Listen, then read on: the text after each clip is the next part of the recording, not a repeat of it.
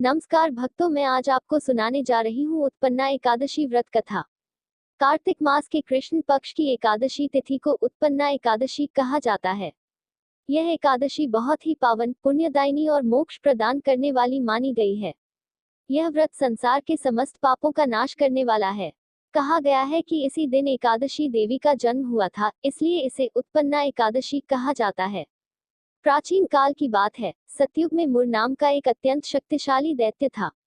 वह बहुत ही पराक्रमी और अहंकारी था। उसने कठोर तप करके ब्रह्मा जी से अजेय होने का वरदान प्राप्त किया था। उस वरदान के बल पर उसने तीनों लोकों में आतंक मचा दिया था। देवता, ऋषि, मानव, गंधर्व कोई भी उससे सुरक्षित नहीं था। सभी देवता भयभीत होकर स्वर्गलोक छोड़कर पृथ्वी और पाताल में छिपने लगे। देवता अत्यंत व्याकुल होकर भगवान विष्णु की शरण में पहुंचे और विनती करने लगे। हे प्रभु, हे जगत के पालनहार, मुर नामक यह दैत्य अत्यंत अत्याचारी हो गया है। उसने इंद्रलोक पर अधिकार कर लिया है। हमें कहीं भी शांति नहीं मिलती। कृपा कर इसका नाश कीजिए। भगवान विष्णु ने देवताओं की प्रार्थना सुनकर कहा, देवताओं, भय मत करो, मैं स्वयं इसका अंत करूंगा। फिर भगवान विष्णु गरुड़ पर आरूढ़ होकर मुर दैत्य की नगरी चंद्रावती पहुंचे। वह नगरी अत्यंत विशाल और सुंदर थी। उसके चारों ओर लोहे की दीवारें थीं और असंख्य असुर पहरा देते थे। भगवान ने वहां पहुंचकर अपना शंख फूंका तो संपूर्ण नगर कांप उठा।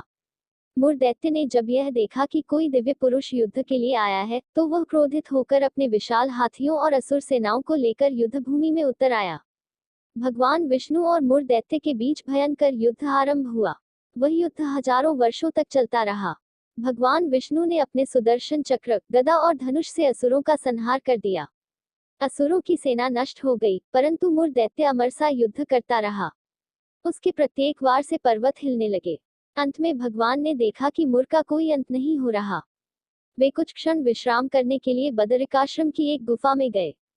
भगवान के विश्राम करते समय मुर दैत्य चुपचाप पीछे पीछे वहां पहुंच गया और वह भगवान पर आक्रमण करने ही वाला था कि तभी भगवान के शरीर से एक दिव्य तेजस्वी देवी प्रकट हुई।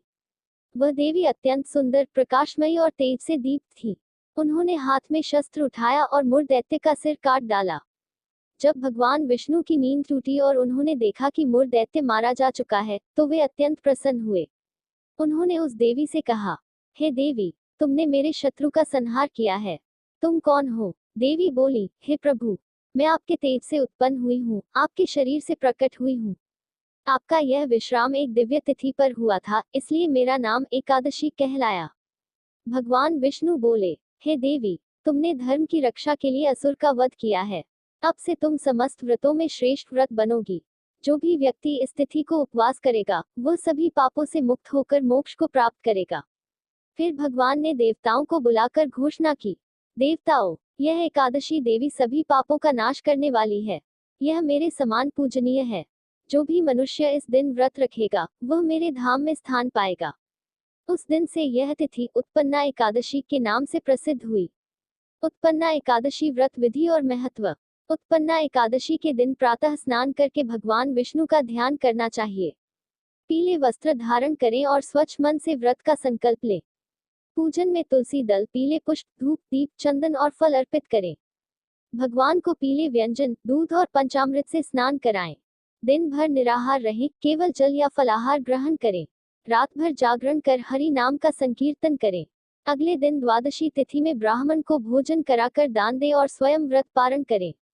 उत्पन्ना एकादशी व्रत का फल और कथा का भावार्थ। शास्त्रों में कहा गया है कि जो मनुष्य उत्पन्ना एकादशी का व्रत करता है, वह 100 अश्वमेध यज्ञों और हजारों राजसूय यज्ञों के बराबर फल प्राप्त करता है। यह व्रत व्यक्ति के जीवन में नई ऊर्जा, शांति और समृद्धि का संचार करता है।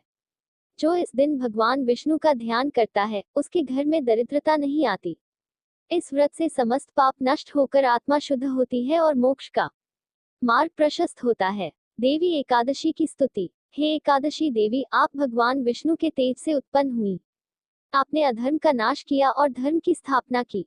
आपका स्मरण करने मात्र से मनुष्य के सभी पाप नष्ट हो जाते हैं। हे देवी, हमें भी वह शक्ति दो कि हम सत्य, भक्ति और प्रेम के मार्ग पर चल सकें। कथा का फलश्रुति। जो भक्त इस उत्पन्ना एकादशी व्रत कथा को श्रद्धा से सुनता या सुनाता है, उसे जन्म जन्मांतर के पापों से मुक्ति मिलती है। उसके घर में सुख, समृद्धि और संतोष का वास होता है। अंत समय में वह भगवान विष्णु के परम धाम वैकुंठ को प्राप्त करता है। आरती श्री हरि विष्णु जी की। ओम जय जगदीश हरे। स्वामी जय जगदीश हरे। भक्तजनों के संकट क्षण में दूर करे।